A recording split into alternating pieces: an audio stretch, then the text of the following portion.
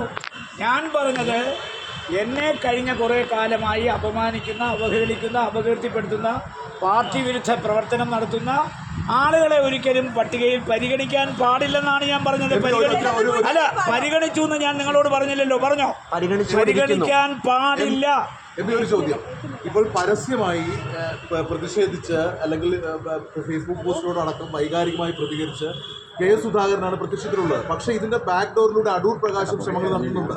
Adoor Prakash no due certificate വാങ്ങി ശിവഗിരി മഠത്തെ അടക്കം ഇടപെടുത്തുന്നു. ഇതൊക്കെ നല്ല നീക്കങ്ങളായി കാണുന്നുണ്ടോ? ഒരു താങ്കൾ പറയും എം പിമാർ ആ മണ്ഡലങ്ങളെയാണ് നോക്കേണ്ടത്, അല്ലെങ്കിൽ ആ അവർക്ക് കിട്ടിയ ചെലൂർ അവർ ഇവിടെ സർവീസ് ചെയ്യുകയാണ് വേണ്ടത്. പക്ഷേ ഇതല്ലല്ലോ നടക്കുന്നത്. രണ്ടുപേര് കൃത്യമായി ആസൂത്രണം ചെയ്തുള്ള നീക്കങ്ങളാണ് നടത്തുന്നത്. ശിവഗിരി മഠം ആർക്കും വേണ്ടി രംഗത്തുണ്ടെന്ന് എനിക്ക് തോന്നുന്നില്ല. ശിവഗിരി മഠത്തിൻ്റെ പേര് പല ആളുകൾ ഉപയോഗിക്കുകയാണ്. ഒരു കാരണവശാലും ശിവഗിരി മഠം ഇന്നാരെ സ്ഥാനാർത്ഥിയാക്കണമെന്ന് പറഞ്ഞിട്ടില്ല. അവർ പറഞ്ഞത് ഞാൻ കേട്ടത് എന്താണ്, ശ്രീ മുല്ലപ്പള്ളി രാമേന്ദ്രൻ, ശ്രീ കെ സുധാകരൻ, അടൂർ പ്രകാശിനെ പരിഗണിക്കണമെന്ന് അവർ പറഞ്ഞ്.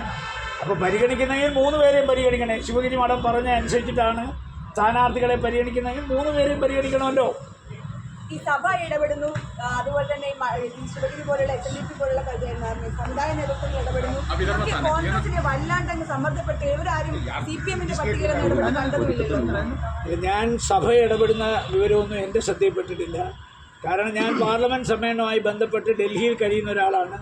കേരളത്തിൽ ആരെയൊക്കെ സമ്മർദ്ദത്തിലാക്കുന്നു എന്നുള്ളതിനെക്കുറിച്ച് യാതൊരു വിവരവും ഇല്ലാത്ത ഒരാളാണ് ഞാൻ. അതുകൊണ്ട് അത്തരം ചോദ്യങ്ങൾ എന്നോട് ചോദിച്ചാൽ എനിക്ക് ഉത്തരം പറയാനാകില്ല. എന്ന നിലയിൽ കാസർഗോട്ടെ സ്ഥാനാർത്ഥിത്വമായിട്ട് ബന്ധപ്പെട്ട ചർച്ചകൾ നടന്നിട്ടുണ്ടോ?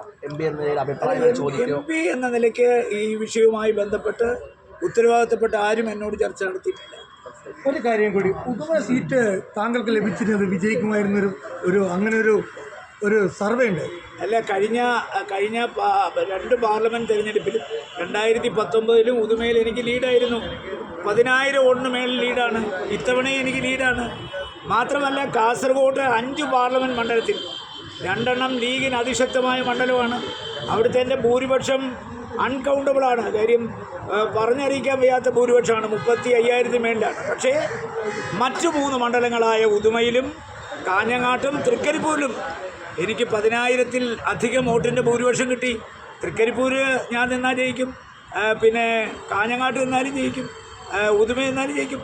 ആ വിജയസാധ്യതയുള്ള MP ആണ് പറഞ്ഞത് എനിക്ക് ഇന്ന് പാർലമെൻറ്റ് അംഗത്വമുണ്ട്, അതിൽ ഞാൻ പരിപൂർണ സംതൃപ്തനാണ്. ആ സംതൃപ്തിയിൽ ഇനി 3.5 കൊല്ലം കൂടി എനിക്കുണ്ട്. ആ 3.5 കൊല്ലവും അവിടെ എന്നെ ജയിപ്പിച്ച ജനങ്ങളെ സേവിക്കുക എന്നുള്ളതാണ് എൻ്റെ ഉത്തരവാദിത്വം.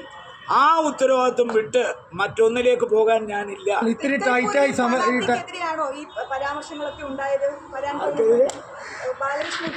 നിങ്ങൾ ചുമ്മാ വ്യക്തികളുടെ പേര് പറയാതെ എന്തിനാ വ്യക്തികളുടെ പേര്? ഞാൻ പറയട്ടെ, ഞാനിവിടെ ഒന്നും പറഞ്ഞില്ലല്ലോ. നിങ്ങൾ എന്തിനാ ഒരു വ്യക്തിയെ കോട്ട് ചെയ്യുന്നേ? ഞാൻ പറഞ്ഞത് ഈ നിൽക്കുന്ന ചാനലുകൾക്കെല്ലാം മനസ്സിലായി. റിപ്പോർട്ട് കുറിച്ച് അബിക് TV കുറിച്ച് നിങ്ങൾക്കൊഴിച്ച് ബാക്കി എല്ലാവർക്കും ഈ കളർ കണ്ടാൽ റിപ്പോർട്ട് നിങ്ങളൊഴിച്ച് ബാക്കി എല്ലാവർക്കും മനസ്സിലായി. ചോദ്യം കൃത്യമാണ്. അതായത് താങ്കൾ പറഞ്ഞത് പാർട്ടിയെ വെല്ലുവിളിച്ച ആളുകൾ അത് വെല്ലുവിളിച്ച ആരാ? നിങ്ങൾ കാസർഗോട്ടെ ജനങ്ങളോട് ചോദിക്കുക. അവിടുത്തെ മാധ്യമം നിങ്ങളുടെ വ്യക്തിക്ക് കാസർഗോട്ട് ബ്യൂറോ ഉണ്ടല്ലോ, അവരെ വിളിച്ച് ചോദിക്കുക ആരാന്ന്. അല്ല, ഞാൻ എൻ്റെ വായിന്ന് പറയില്ല. പറഞ്ഞ വാർത്തകൾ ഏത് പറഞ്ഞു? ഞാൻ നിങ്ങളോട് പറയാം, മാധ്യമ പ്രവർത്തകർക്ക് എന്ത് ചോദ്യം ചോദിക്കാം പറയട്ടെ. എനിക്ക് അസഹിഷ്ണുതയൊന്നുമില്ല. ചോദ്യങ്ങൾ ചോദിക്കുക എന്നുള്ളത് നിങ്ങളുടെ ഉത്തരവാദിത്വമാണ്. ആ മാധ്യമ പ്രവർത്തകർ ചോദ്യങ്ങൾ ചോദിക്കുമ്പോൾ അസഹിഷ്ണുതപ്പെട്ടിട്ട് കാര്യമില്ല. ഞാൻ നിങ്ങളെ സ്നേഹിക്കുന്നു, ബഹുമാനിക്കുന്നു. നിങ്ങളെ ഇത്രയും ദിവസം നിങ്ങളുടെ കാവൽ നിന്ന് ആരെ കാണാനാ? പക്ഷേ എന്നും ഞാൻ നിങ്ങളെ കാണുന്നുണ്ട്. നിങ്ങൾ ചോദിക്കുന്ന ചോദ്യത്തിന് ഉത്തരം പറയുന്നുണ്ട്. മാധ്യമ പ്രവർത്തകരിൽ നിന്ന് ഒരു കാലത്തും ഒളിച്ചോടിയിട്ടുള്ള പാരമ്പര്യം എനിക്കില്ല. ഒരു കാര്യം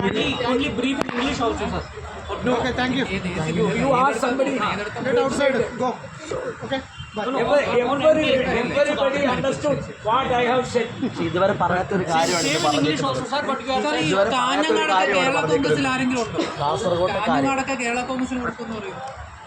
മുന്നണി സംവിധാനത്തിൽ എല്ലാ സ്ഥലത്തും എല്ലാവർക്കും ശക്തി ഉണ്ടാകത്തില്ലല്ലോ. അപ്പോൾ മുന്നണി സംവിധാനമാകുമ്പോൾ ചില സ്ഥലങ്ങളിൽ പാർട്ടിക്ക് ദൗർബല്യം ഉള്ളിടത്തും സ്ഥാനാർത്ഥികളെ കൊടുക്കേണ്ടി വരും. ഇപ്പോൾ മുസ്ലിം ലീഗിന് ആധിപത്യമുള്ള ജില്ലകളിൽ ആധിപത്യമില്ലാത്ത ജില്ലകളുണ്ട്. അപ്പോൾ സ്വാഭാവികമായി എല്ലാ ജില്ലകളിലും ഒരു സമവായത്തിൻ്റെ അടിസ്ഥാനത്തിൽ സമഭാവനയോടുകൂടി കാര്യങ്ങൾ കാണുമ്പോൾ മുന്നണി സംവിധാനത്തിൽ മുന്നണിക്ക് കൊടുക്കുന്ന രാഷ്ട്രീയ പ്രസ്ഥാനത്തിൻ്റെ അംഗബലം നോക്കിയിട്ടല്ല കൊടുക്കുന്നത്. അപ്പം മുന്നണി സംവിധാനത്തിൽ എല്ലാവരെയും തൃപ്തിപ്പെടുത്തി മുന്നോട്ട് പോകണം.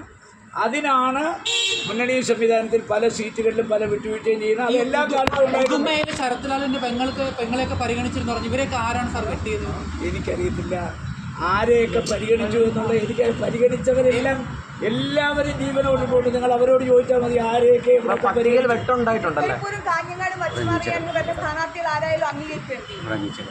ഞാൻ പറഞ്ഞല്ലോ, ഈ കേരളത്തിൽ UDF പ്രഖ്യാപിക്കുന്ന എല്ലാ സ്ഥാനാർത്ഥികളും കാസർഗോഡ് MP സ്ഥാനാർത്ഥികളാണ്. ഒരാൾക്കെതിരെ ഒരക്ഷരം പോലും ഞാൻ ഉരിയാടത്തില്ല. ബാലകൃഷ്ണൻ പേരയ്ക്ക് വേണ്ടി ശക്തമായ പ്രചാരണത്തിന് ഇറങ്ങും. മണ്ഡലത്തിലെ 7 MLA-മാർക്ക് വേണ്ടി നിങ്ങൾ ഇത്രയും നേരം എന്നെ തുറന്നിട്ട് മതിയായില്ല. അല്ല, 7 സ്ഥാനാർത്ഥികൾക്ക് വേണ്ടി പ്രചാരണം. കേരളത്തിലെ 140 മണ്ഡലങ്ങളിലും UDF സ്ഥാനാർത്ഥികൾക്ക് വേണ്ടി രാജ്മോഹൻ ഉണ്ണിത്താൻ പോകും.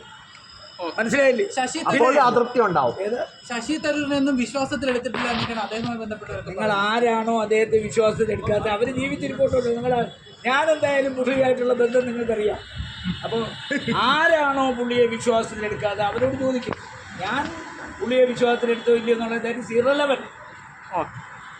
വൈകിയ വേളയിൽ തർക്കം പാർട്ടിക്ക് ഗുണം ചെയ്യുന്നു.